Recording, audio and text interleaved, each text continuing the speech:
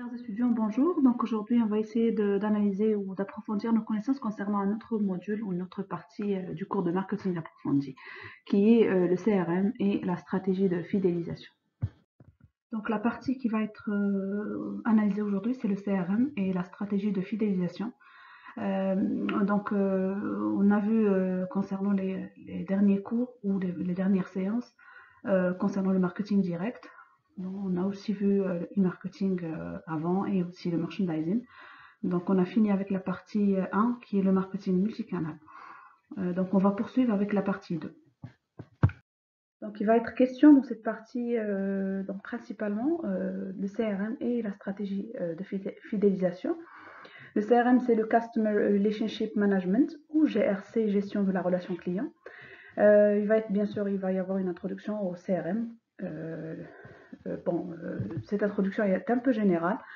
Donc, il y aura une explication concernant le marketing, le passage du marketing transactionnel au marketing relationnel, qui est le CRM.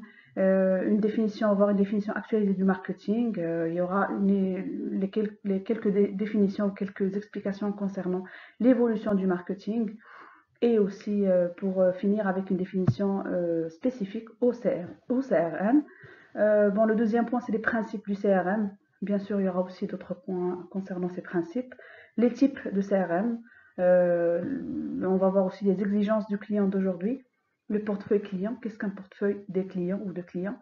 Les outils et les technologies du CRM. Quels sont les différents moyens utilisés pour analyser le CRM? Et pour finir avec les mesures de satisfaction et les techniques élémentaires de fidélisation.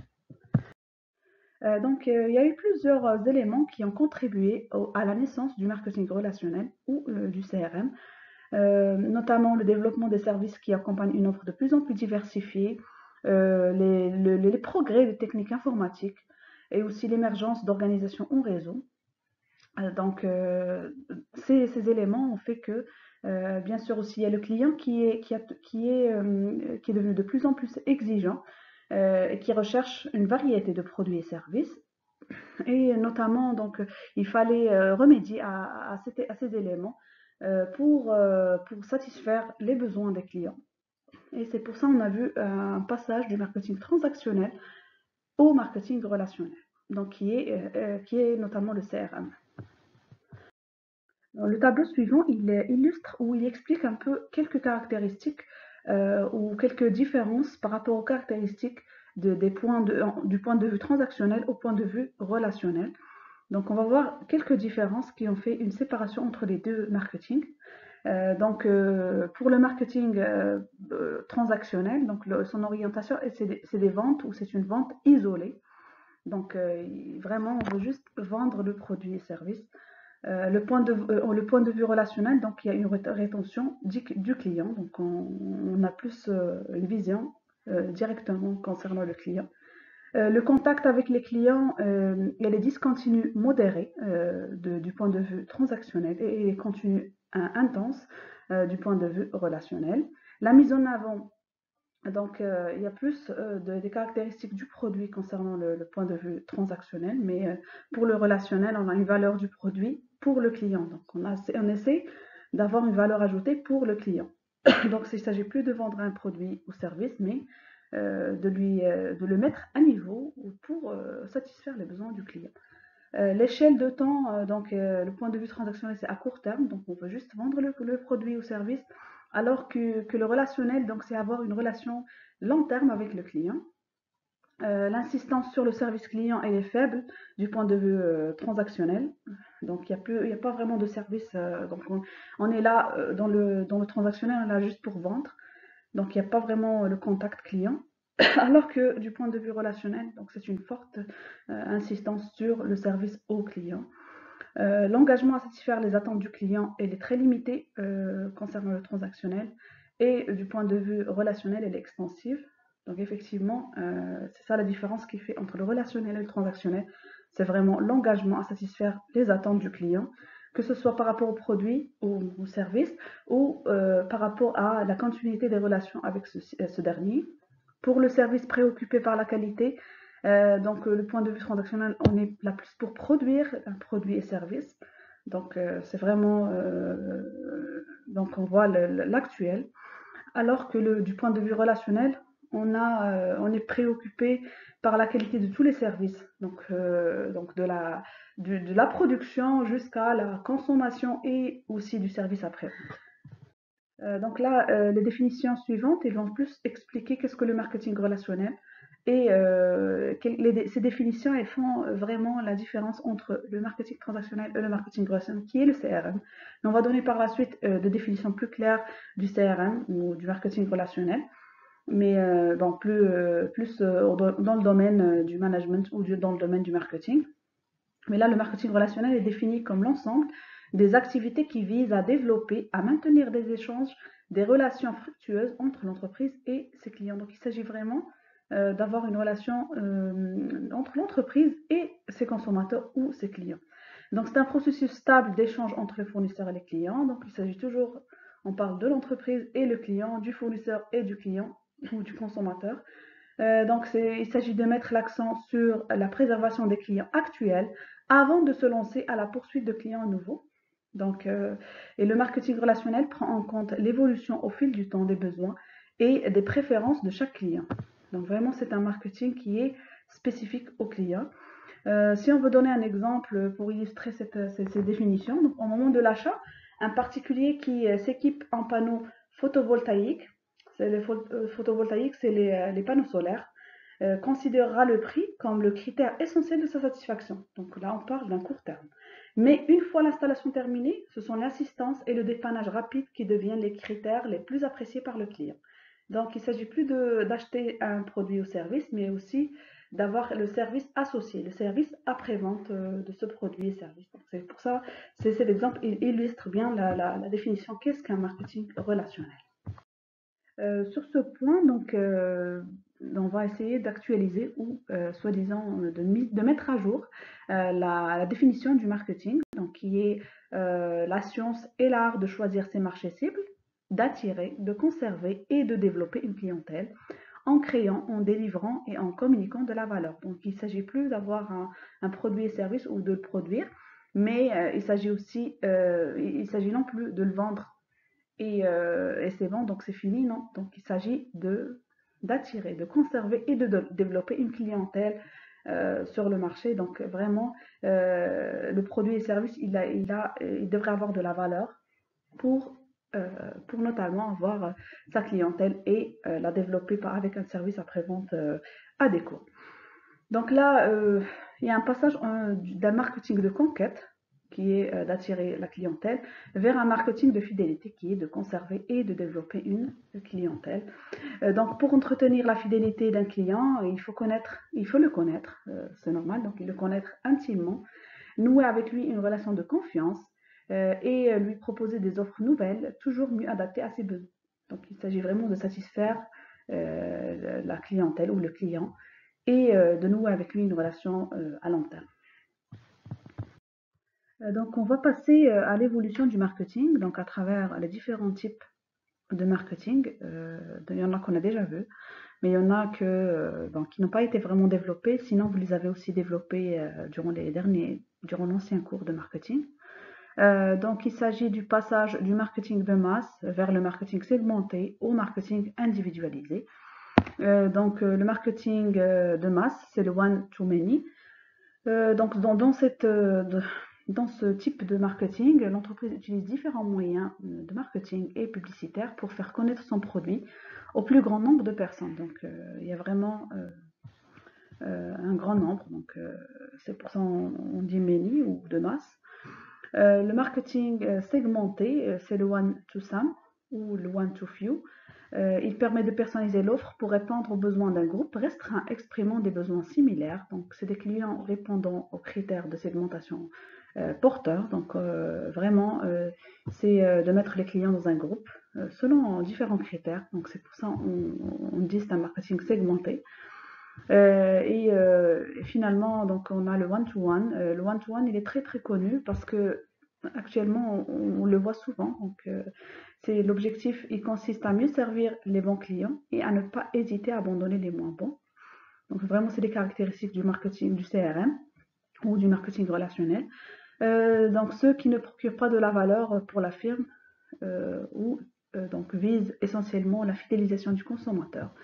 Donc en général, la firme traditionnelle se propose de gagner le plus grand nombre de prospects, qui est le one-to-many, alors que la firme one-to-one a pour objectif de garder ses clients le plus longtemps possible. C'est pour ça qu'on dit de nouer des relations à long terme par rapport au CRM. Donc on va donner une définition ou des définitions qui sont très simples du CRM. Donc on a dit que c'était le CRM, c'est quoi? C'est le Customer Relationship Management ou GRC, la gestion de la relation client. C'est une démarche qui vise à identifier, attirer, fidéliser les meilleurs clients, donc les clients profitables, afin d'augmenter la valeur du capital client de l'entreprise. Donc le CRM regroupe l'ensemble des dispositifs ou opérations de marketing ou de support ayant pour but d'optimiser la qualité de la relation client, de fidéliser et de maximiser le chiffre d'affaires ou la marge par client. L'objectif est de parvenir à fidéliser ses clients en répondant le mieux possible à leurs attentes et leur ôtant toute envie d'essayer une autre marque. Donc il s'agit vraiment de, bien sûr, identifier, attirer et fidéliser en même temps. Il y a plusieurs moyens en marketing qui sont mis en place pour soigner la relation entre une marque et ses clients. On peut donner juste l'exemple, donc on va aussi les voir dans les slides qui suivent. On peut donner comme exemple les programmes de fidélité, les cartes de fidélité, les services après-vente, les services gratuits à valeur ajoutée, les conseils, etc. Donc vraiment, il s'agit des différents moyens qui sont là pour optimiser la relation avec notre client et le garder le plus longtemps possible. Donc le CRM, il emprunte d'abord une démarche marketing classique, donc c'est ça, ces principes de base, qui sont les principes du marketing classique, qui sont les 4 P, produit, promotion, placement et personnel. Donc on va dire que le but du marketing, c'est d'attirer, convertir et fidéliser les clients. Et à travers le CRM, donc ça permet aussi de retenir nos clients. Donc on va voir le comment on utilise ces principes pour notamment atteindre notre objectif. Donc le CRM s'analyse comme un des principaux outils du marketing relationnel car il garantit, c'est parce que le marketing relationnel en général, c'est l'ensemble des moyens utilisés pour notamment attirer les clients et tout, mais le CRM il est plus spécifique. Donc vraiment on parle d'un marketing relationnel client. Donc c'est pour ça qu'il y a une petite différence entre les deux, mais en même temps le marketing relationnel il englobe d'autres moyens aussi qui sont utilisés pour avoir une relation à long terme avec le client. Mais le CRM, il est plus spécifique au client. Donc, on va dire car il garantit la personnalisation, l'interactivité, la durabilité et la continuité. Par personnalisation, on entend une relation par client. Donc, on personnalise les services ou le produit. L'interactivité, c'est on a un retour du client. Le client, il nous répond ou il répond. La durabilité tout au long de la vie du client. Donc, on essaie d'atténuer ou d'avoir une relation à long terme. La continuité, donc tous les jours, quel que soit le canal choisi par le client. Donc, il faut vraiment être à jour avec notre client. Donc, notamment avec les différents moyens du marketing. Donc, au fond, le CRM s'entend alors comme une orientation de l'entreprise tendant à identifier des meilleurs clients potentiels. Donc, on voit ici, on va analyser la rentabilité client, si ce client est rentable ou non, à les attirer par une offre adaptée et à les conserver en nouant avec eux une relation gagnant-gagnant. Les études montrent que le système CRM est appliqué à 11 est appliqué à moins 75% dans le secteur de services, banque, caisse, assurance, entreprise de téléphone et sociétés d'informatique, 25% au domaine industriel, au service aérospatial, automobile, cimentier, cimenterie, pharmaceutique, etc. On voit que différents services ou les différents secteurs utilisent les systèmes CRM pour notamment atteindre ces principes ou atteindre les objectifs du CRM. Donc on va voir un petit peu en détail les types de CRM et les expliquer aussi. Donc peut-être vous les avez entendus auparavant, mais là on va les expliquer de façon bref. Donc il y a ces types de CRM, ils sont utilisés par les entreprises bien sûr. Donc on va commencer par le B2B, c'est le business to business. C'est lorsqu'il y a une relation ou des relations commerciales entre deux entreprises. Donc on voit ici une mise en relation entre deux entreprises et les moyens pour faciliter leurs échanges. Donc c'est de produits, bien sûr, services et d'informations. Il y a ici le CRM est l'outil au service de l'efficacité de la force de vente. Donc on peut donner l'exemple d'une entreprise qui fabrique des pièces auto et qui fait affaire avec une entreprise qui fabrique des automobiles telles que Renault, Peugeot, etc. Donc c'est là où on parle du business to business. Le deuxième type, c'est le B2B2C, c'est le business to consumer. Il désigne l'activité des entreprises qui commercialisent des biens et des services auprès de sociétés tierces qui les revendent elles-mêmes au grand public. Donc on peut parler des entreprises qui font affaire avec les grandes surfaces, des distributeurs, différents partenaires, que eux, ils essayent ou ils font tout pour vendre de produits et services de la première entreprise. Donc il y a le B2C, c'est le business to consumer, c'est quand l'entreprise vend directement son produit et service directement au consommateur. Il y a le B2E, ici c'est un ensemble de relations entre l'entreprise et ses employés, donc initié par elle, donc il relève du marketing interne surtout. Donc ici c'est vraiment directement une relation entre l'entreprise et ses clients et ses employés. Il y a le B2G, ils décrivent l'ensemble des activités, c'est le business to government ou gouvernement.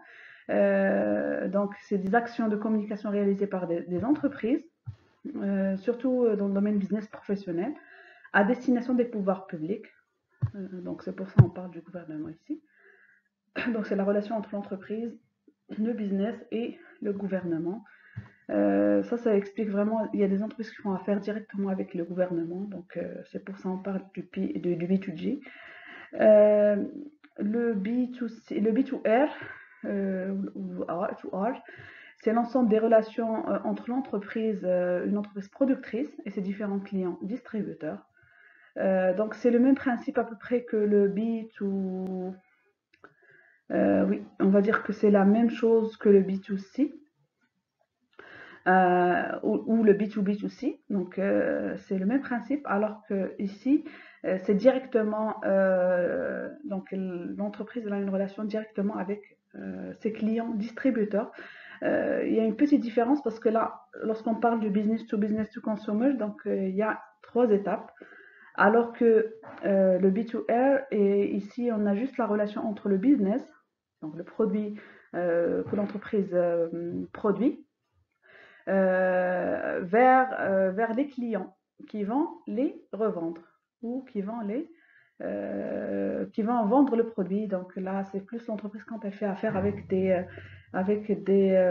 vendeurs, autonomes, donc pour vendre le produit service.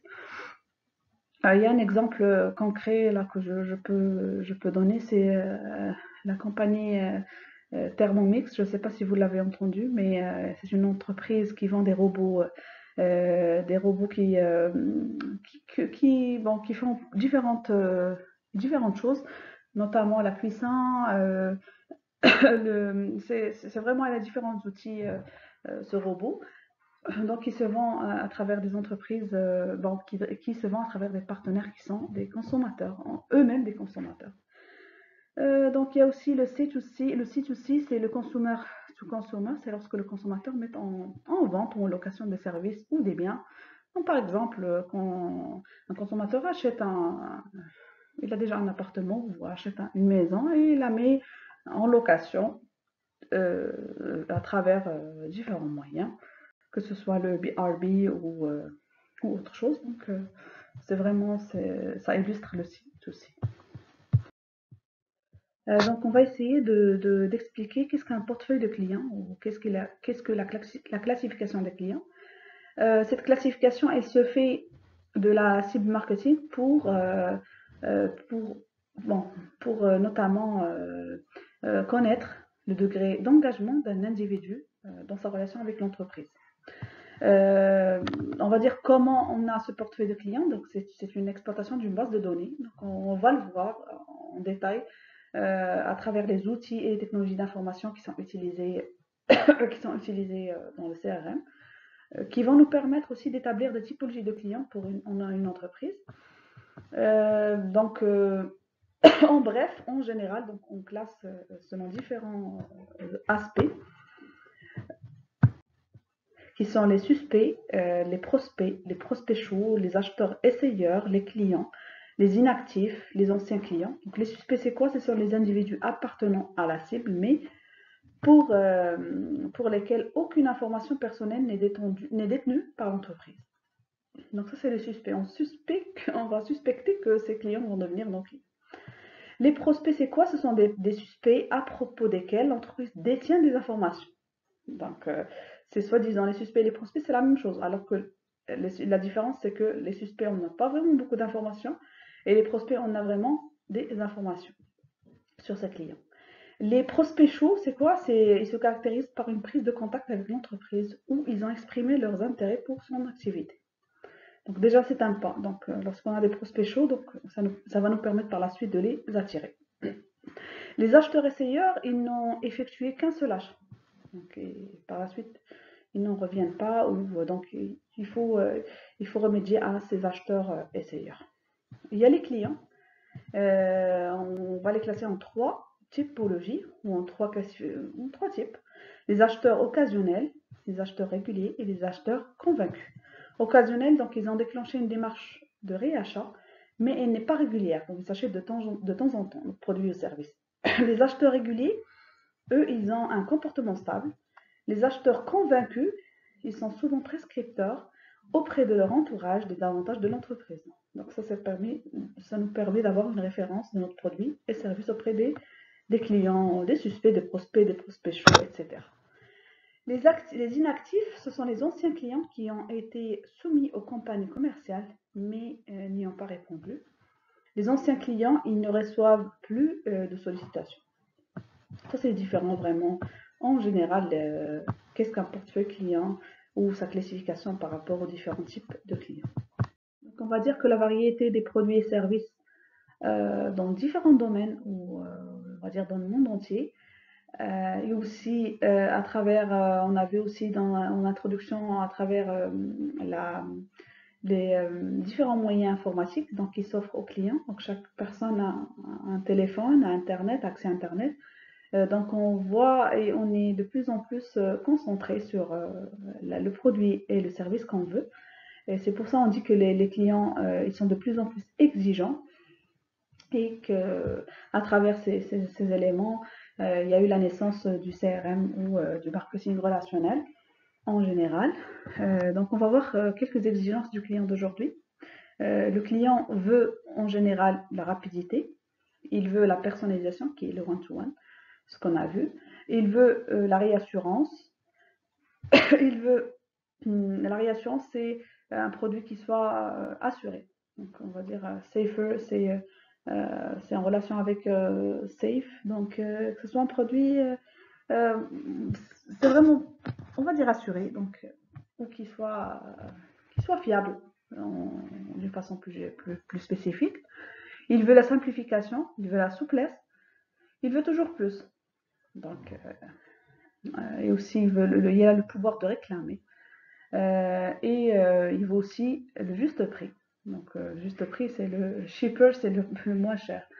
Donc, c'est pour ça qu'on dit qu'un client aujourd'hui est très très exigeant et il n'a pas vraiment, il a les moyens de parler, de communiquer et de parler de son point de vue. Donc, c'est pour ça qu'il est devenu exigeant. Donc, on va dire que le CRM, le défi du CRM est de répondre aux exigences du client. Donc, notamment pour remédier aux exigences du client d'aujourd'hui, donc il est important déjà de maintenir une bonne relation avec ce client. Mais comment? Donc, par différents moyens, notamment être à l'écoute du client, communiquer avec lui, essayer de lui parler, proposer une offre adaptée et répondre ou récompenser le client à travers les différents moyens de fidélisation, donc on va voir par la suite.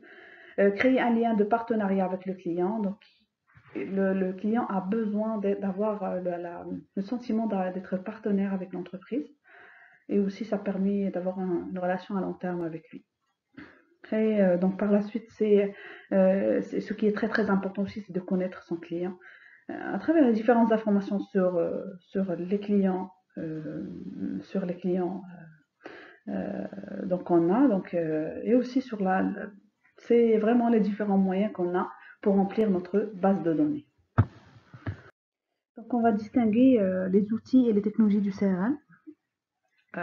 Ils sont séparés ou sont divisés en deux, c'est les outils analytiques et les outils opérationnels. Donc, par outil analytique, on a les bases de données externes, le data warehouse, le data mining, le text mining, le profiling et le scoring. Donc, on ne va pas les détailler tous, mais en général, on va entrer dans quelques détails. Juste pour expliquer, donc c'est les outils analytiques, ils ont pour objet de collecter, consolider, analyser, transformer les données sur le client. Donc, on a dit que auparavant que ces outils, qu'il existe des outils, notamment les bases de données, les data mining, qui permettent d'avoir les données sur les clients et l'entreprise pourrait les utiliser pour classer les clients selon un portefeuille ou une classification spécifique. Donc, il y a aussi les outils opérationnels qui ont pour objet de gérer les phases d'interaction et de participer à la productivité des moyens de commercialisation et de communication. Donc, on distinguera par la suite les outils de gestion de campagne marketing, l'EMA, l'automatisation des forces de vente, SFA, la valeur du client. En général, les outils de gestion de la relation ou de la relation client permettent la personnalisation des messages, la gestion du contact client à travers les différents canaux, l'enrichissement des bases de données clients. Les outils SFA, tels que SFA, donc ils permettent l'optimisation et de la prospection, aide à la configuration d'une offre commerciale, automatisation de prise de commande, etc. Il y a aussi la valeur du client, la méthode RFM, récence, fréquence, montant. La récence, c'est la récence du dernier achat, la fréquence des achats et les montants du dernier achat. Il y a aussi la valeur actuelle nette d'un client, lifetime value. Donc c'est vraiment c'est des outils qui permettent d'avoir des calculs qui sont souvent utilisés dans les mémoires, même les outils analytiques. Donc on a besoin d'une base de données. Donc sinon on essaye de monter notre propre base de données pour notamment avoir un échantillon de clients pour faire une analyse propre à notre sujet de recherche, que ce soit par rapport aux mémoires ou par rapport aux thèses de doctorat. Donc, ces outils sont très très utilisés en marketing. On va expliquer en détail qu'est-ce que les bases de données. Donc, c'est une liste de prospects rassemblés selon divers critères. Le contenu d'une base de données ne se limite pas au recensement des clients. Il informe aussi sur les actions menées auprès des prospects et sur leurs réactions. Donc, si on peut donner un exemple, donc la simple adresse des clients est complétée par d'autres catégories d'informations relatives aux actions spécifiques qui leur sont destinées, telles que les conditions de vente, les crédits accordés, l'expédition de catalogue, l'achat et réachat, mode de paiement, prise de rendez-vous, etc. Donc, on va voir l'architecture d'une base de données, comment elle est présentée. La base de données, elle est enrichie ou elle est remplie par des données extérieures ou par des données internes. Pour les données extérieures, on va dire c'est plus les prévisions des revenus avec adresse, etc. Donc, c'est les différents outils ou c'est les différentes informations qui sont ramenées de l'extérieur, soit à travers des partenaires ou aussi que ce soit par rapport aux différents annexes tels que les impôts, les entreprises de télécom, etc. Donc, je vais donner un exemple plus concret à la fin de l'architecture, l'explication sur l'architecture de la base. L'enrichissement par données internes, il se fait à travers le sexe, l'adresse, etc. Donc, différents détails concernant le client. Il y a aussi le contrôle de la performance des actions, le suivi personnalisé de chaque client, donc le chiffre d'affaires, le calcul du chiffre d'affaires par client, etc. Donc aussi la rentabilité client, les actions personnalisées par segment, telles que l'offre spécifique, les actions automatiques de fidélisation, donc l'anniversaire du client, l'anniversaire de l'achat, etc., qui vont nous permettre par la suite de donner un service ou adapté à ce type de choses. Donc, on voit souvent que par rapport aux entreprises, on reçoit automatiquement un message d'anniversaire. Donc, c'est pour ça qu'on les appelle des actions automatiques de fidélisation. Il y a aussi différents messages qui sont envoyés automatiquement pour les fêtes, pour nous souhaiter de joyeuses fêtes, etc. Et aussi à la constitution des typologies des clients et des non-clients. Donc tout ça permet de remplir notre base de données. On va dire que les sources d'information, ce sont des renseignements qui proviennent essentiellement des contacts établis avec la clientèle, donc ils sont remplis en général ou généralement par les employés de l'entreprise, mais la base est souvent complétée par des données issues des vendeurs, c'est pour ça qu'on parle de données extérieures, par des résultats de panel, par des statistiques disponibles ou par des données provenant d'enquêtes. On peut donner l'exemple concret ou on va dire récent. Bon, il date de 2009, mais il est quand même récent parce que cette base de données au Maroc, on l'appelle le crédit bureau ou le bureau de crédit, qui est situé à Rabat, donc, et qui permet de remplir les différentes informations concernant les clients des institutions financières. Donc, et par la suite, les institutions financières, elles vont aller chercher cette base de données qui les concerne concernant leurs clients. Il y a aussi, c'est des entreprises vraiment qui sont spécifiques à ce type de crédit bureau et qui font affaire avec Banque El Maghreb et les différentes institutions financières pour compléter leur base de données, que ce soit accès aux différentes banques, etc. On illustre quelques exemples de bases de données donc qui sont spécifiques aux différentes fonctions telles que la fonction commerciale, fonction d'étude, fonction de contrôle. Comme je vous l'avais déjà dit, donc c'est des outils utilisés en marketing pour notamment, que ce soit pour les entreprises, pour faire leurs études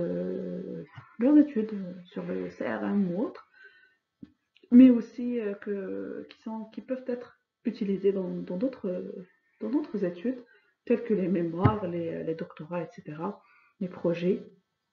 Donc pour la fonction commerciale, on peut donner l'exemple de l'envoi d'une proposition spécifique, le maintien d'un lien pour fidéliser, la proposition particulière et adaptée, excuses personnalisées après une réclamation. Pour les fonctions d'études, la construction d'une typologie de clientèle, la préparation d'actions commerciales adaptées à la typologie, l'étude des profils des prospects, etc. Les fonctions de contrôle, on peut donner comme exemple le contrôle de la promotion des ventes, l'évaluation de la communication directe, qui est le mailing, les tests de produits, etc. Donc, le traitement des données dans ces outils technologiques du CRM, donc il y a l'informatique et les méthodes d'analyse des données qui incitent à penser que les conditions d'exploitation des fichiers vont encore se perfectionner, favorisant de ce fait l'emploi de nouvelles méthodes de vente. Donc à chaque fois, il y a des logiciels, des outils actualisés de big data ou de bases de données et des autres outils, que ce soit opérationnels ou transactionnels. Donc les outils informatiques de CRM concernent en général 3 axes de l'activité de l'entreprise, le marketing commercial et service client. Donc c'est des modules indépendants reposant tous sur la même base de données, donc que ce soit marketing, service client ou commercial. Donc c'est vraiment des logiciels, mais qui sont notamment qui sont reliés. Donc, il y en a plusieurs logiciels. Donc, je vous invite à faire des recherches là-dessus, que ce soit dans vos projets de fin d'études. C'est intéressant quand même de faire une bonne analyse des logiciels qui sont le plus fréquemment utilisés par les entreprises au Maroc ou dans une région ou un secteur d'activité spécifique. Donc, on va surtout expliquer quelques outils opérationnels du CRM, donc tels que l'EMA et le SFA. L'application de ces différents outils, elle est capable de gérer des règles complexes afin d'optimiser l'efficacité des interactions avec le client, donc, notamment pour le fidéliser et le garder le plus longtemps possible. On peut donner comme exemple le nombre maximum de sollicitations sur une période donnée. On peut les analyser avec ces logiciels. L'EMA, c'est l'automatisation des actions ou des activités marketing. C'est des outils de gestion de campagne marketing, donc qui permettent de la planification et la systématisation des campagnes de prospection ou de fidélisation. C'est des actions personnalisées déclenchées par un événement. Par exemple, l'envoi d'un courrier de bienvenue suite à un abonnement, les actions programmées telles que la relance téléphonique après une campagne, etc. Pour la SFA, c'est l'automatisation de la prise en charge marketing. C'est des informations ou l'information pertinente aux équipes commerciales pour répondre aux besoins des clients en temps réel. Un exemple, exposition aux campagnes, réactions historiques de commandes, etc. Donc, on va passer à la deuxième partie de ces séances, c'est les mesures de satisfaction et les techniques élémentaires de fidélisation.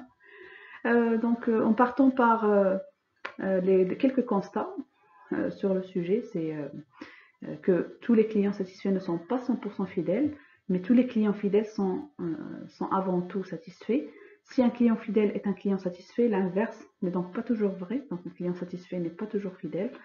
Un client fidèle est un client satisfait qui revient souvent. La fidélité, c'est donc de la satisfaction cumulée. Et finalement, un client fidèle est un client satisfait à chaque fois et qui revient souvent. C'est une boucle de rétroactif ou une boucle sans fin. Donc, en fin de compte, la relation entre satisfaction client et fidélité est complexe. Donc, si la satisfaction est évidemment un levier de fidélisation, il existe des consommateurs insatisfaits et fidèles, et inversement des consommateurs satisfaits et infidèles. Dans le CRM, il existe, on va dire, il existe 3 réactions après la consommation d'un produit, donc qui sont au-dessus des attentes. On parle d'insatisfaction. Au niveau des attentes, on parle de satisfaction, et au-delà des attentes, on parle d'enthousiasme. Ça, c'est des réactions de consommateurs après qu'ils ont consommé nos produits ou services. On va dire que ceci, ça fait partie des principes du CRM afin d'accroître et maintenir la satisfaction d'un client. Donc, il faut que le client soit satisfait ou on va dire que cette satisfaction est au niveau des attentes pour qu'il dise que je suis satisfait. Si la CRM, à travers les outils ou les mesures de satisfaction, on veut agir sur les causes de l'insatisfaction, donc il faut voir pourquoi notre client ou notre consommateur après avoir consommé notre produit, est au-dessus et a une réaction au-dessus des attentes. Et si on veut développer la fidélité, donc il faudrait qu'on analyse pourquoi notre client ou consommateur, après avoir consommé le produit, a eu un sentiment au-delà des attentes, donc il est enthousiaste par rapport à notre produit et service. Donc dans cette partie, il est important de comprendre qu'est-ce que la satisfaction, la fidélisation et aussi l'insatisfaction. Donc ces 3 éléments, il est important de les définir d'une façon technique ou d'une façon plus dans le domaine du marketing. Donc, la satisfaction est un sentiment ou une attitude qu'un consommateur a concernant un produit ou un service, une marque ou un service proposé par une entreprise définie. La satisfaction client est positive lorsque les attentes du client sont comblées. Donc, lorsqu'il est comblé, lorsqu'il est satisfait. C'est pour ça qu'on parle de satisfaction client. Ce succès peut se baser sur des éléments factuels, tels que la qualité du produit, les délais de livraison, ou sur des éléments moins tangibles tels que le comportement du vendeur, la réactivité du service client, etc. C'est l'expérience client dans son ensemble qui impacte la satisfaction client. Donc, alors moi, la satisfaction est le résultat de la différence entre les attentes du client et la performance perçue. Il y a aussi on peut dire que la satisfaction client est couramment mesurée à l'aide d'un baromètre de satisfaction client ou à l'aide du Net Promoter Score. Donc ça, c'est des outils qui sont utilisés pour mesurer notamment la satisfaction du client. Donc on a parlé pour introduire cette partie sur les mesures de satisfaction sur le Net Promoter Score, donc qui permet de mesurer le niveau de prescription des clients. Sont-ils promoteurs ou détracteurs de la marque ou du produit? Donc c'est un score qui peut être mesuré à chaque étape du parcours client. Visite web, accès à la fac, les différentes questions, réception d'un devis, contact avec le service client, etc. Donc, il y a aussi d'autres mesures, donc, telles que les enquêtes de satisfaction et les logiciels CRM, tels que les NPS, les CSAT, le CES. Bon, le CSAT, c'est un score de satisfaction client. Le Customer Effort Score, le CES, c'est ou le score d'effort client. Donc, c'est différents moyens. Donc, si vous aurez à voir ces différentes mesures d'enquête de satisfaction, ça aussi, c'est utilisé souvent dans les mémoires. Donc, que ce soit dans les méthodes qualitatives ou quantitatives, donc pour notamment mesurer la satisfaction client. Et à la mise en œuvre de tous les moyens facilitant l'entrée en contact, il y a tels que les numéros verts, les boîtes à suggestions et livres de réclamation, l'analyse des clients perdus, l'entretien qualitatif pour les repas en tête à tête avec un client, le client mystère, donc là on parle surtout qui sont utilisés dans le domaine des restaurants, par exemple. La boîte à suggestions ou boîte à idées, donc là, lors de l'achat sur Internet, donc on voit souvent une case qui est spécifique à la vie du client. Retour interne, tel que lors de la vente, de la livraison du paiement, etc. Ou encore lors de la prise en contact. La borne de sondage ou borne smiley, donc la sortie de magasin, on a souvent une borne interactive qui nous montre si on veut, avec un bonhomme souriant ou bonhomme fâché, donc pour analyser la qualité de l'accueil. Et aussi, ça fait partie des mesures de satisfaction client. Donc, on va expliquer la notion d'insatisfaction. Donc, par rapport, donc c'est vraiment le contraire de satisfaction. Donc, c'est un état psychologique négatif d'un individu ou d'une personne morale exprimant de manière explicite ou non son mécontentement. Donc, quand on n'aime pas le service, on n'aime pas le produit, on est insatisfait. Les motifs d'insatisfaction client, c'est important de les connaître par l'entreprise, que ce soit un produit ou service inadéquat, ne pas avoir accès à un contact humain, ne pas être en relation avec le bon correspondant, se faire transférer d'un service à l'autre, devoir appeler plusieurs fois, le manque de compétences des collaborateurs, etc. Donc vraiment, ça, c'est quelques motifs d'insatisfaction client. Il y en a d'autres, mais en général, pour commencer, ça c'est quelques motifs les plus importants. Donc pourquoi il est nécessaire ou il est important de connaître les motifs d'insatisfaction? Donc c'est pour notamment essayer de remédier à ce problème, pour notamment la récupération d'incidents provoquant une insatisfaction. Donc des fois c'est possible, des fois non. Donc il y a des clients quand ils sont insatisfaits, c'est difficile de les convaincre de nouveau. C'est pour ça qu'il est très très important de faire notre étude sur la satisfaction client et d'éviter les problèmes qui font que le client soit insatisfait. Donc, pour remédier à ces problèmes, donc, il faut laisser le client s'exprimer, donner le pouvoir au personnel d'exploitation et agir vite. Donc, s'il y a un conflit, s'il y a un problème, donc il faut remédier à ce problème vite fait pour le réparer. Donc, il y a les méthodes pour agir, faire des excuses, montrer de l'empathie, réparer rapidement, faire un geste commercial, assurer un suivi, des fois même donner des promotions sur place, donner des échantillons, etc. Donc vraiment, il y a des différents moyens qui sont utilisés pour remédier aux problèmes d'insatisfaction. Donc le troisième élément dans cette partie, c'est la fidélisation. De façon basique, la fidélité peut être définie comme un comportement par lequel un consommateur répète des achats d'un produit ou service au bénéfice d'une même marque ou d'une même enseigne. C'est un engagement profond à racheter de façon régulière un produit plus apprécié que les autres, malgré des circonstances changeantes ou des actions marketing présentant un impact potentiel suffisant pour entraîner une évolution des comportements. Donc, dans un cadre plus académique et universitaire, donc la définition d'une situation de fidélité mentionne généralement l'existence d'un attachement à la marque et d'une procédure de choix, évaluation et décision consciente ou inconsciente du client résultant d'attitudes éprouvées à l'égard de la marque. Donc, la fidélité, en fin de compte, résulte alors de la préférence de marque. Il faut noter que la satisfaction est un état psychologique, alors que la fidélité est un contrat psychologique. Donc, si on a un client fidèle, on va dire que c'est un client qui va toujours revenir ou qui va revenir souvent pour acheter notre produit ou service. Mais quand on a un client satisfait, c'est pas vraiment un contrat, mais c'est un état psychologique qui va vite finir donc par la suite. Donc il faut toujours le renouveler. Donc on va citer quelques principaux facteurs de fidélisation. On va dire les facteurs de base de fidélisation.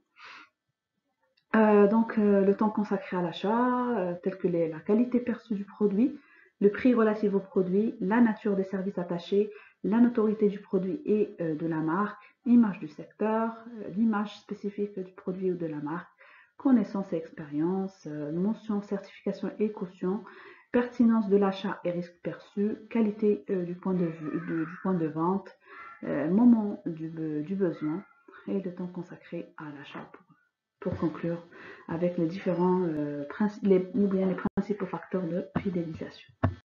Donc pour ce qui est des outils de fidélisation, il existe plusieurs outils. Donc on va donner quelques exemples tels que l'emailing, les clubs, les codes promo, les cadeaux, les cartes de fidélité, les réseaux sociaux, les ventes privées, le parrainage, des clubs, etc. Donc là on a vu aussi plusieurs exemples dans notre cours précédent. Concernant le marketing direct. Donc il y a eu plusieurs détails de quelques éléments qui nous permettent de fidéliser notre clientèle. Donc on a essayé aujourd'hui de voir les différents éléments, on va dire, qui se rattachent au marketing relationnel et plus spécifiquement au CRM. Il y a eu plusieurs parties, plusieurs détails de cette partie qui ont fait que on sait de quoi on parle. Donc maintenant, si on parle du CRM, donc on a des notions qui expliquent cette partie, comment l'entreprise elle utilise les outils, les différents outils, que ce soit les outils et technologies du CRM, que ce soit les outils de fidélisation, les outils de satisfaction, etc. Donc il y a différents moyens qui sont utilisés pour notamment remédier aux problèmes concernant la satisfaction client ou la relation client. Et donc je vous remercie pour votre attention. Je tiens juste à vous dire qu'il nous reste à peu près 3 séances, maximum 3 séances, donc 2 à 3 séances. Donc ça va dépendre vraiment du temps, parce que comme c'est des cours qui sont enregistrés en ligne, donc des fois on peut compresser les cours, des fois on ne peut pas, donc ça dépend. Donc, chaque cours devrait être un maximum de 20 minutes pour attirer votre attention à suivre le cours. Bien sûr, il y aura des réponses concernant les questions que vous avez concernant l'examen. Donc à la fin de ce cours, donc on va sûrement, je vais sûrement vous parler de ça. Donc j'aimerais juste que vous essayiez de voir les parties qui ont précédé, essayez de les résumer au maximum. Donc c'est juste pour vous aider à la préparation de l'examen. L'examen normalement il devrait être aux alentours fin février, début mars maximum. Donc il reste un maximum un mois, on va dire maximum un mois. Ça dépend vraiment des conditions qu'on vit actuellement. Et donc si vous avez des questions, n'hésitez pas. Il y a eu peut-être quelques questions par rapport aux exercices. C'est vraiment des exercices d'application que je vous ai, je vous ai fait parvenir. Donc, il faut juste les pratiquer une à deux fois, donc juste pour savoir de quoi on parle quand on parle de chaque partie du cours. Donc, sinon, c'est des études de cas qui s'intéressent plus au cours de marketing approfondi. Les études de cas, des fois, on a des calculs, des fois non, mais en général, c'est des études qui se font par rapport au sujet. Donc, je vous remercie et donc je vous dis à la séance prochaine.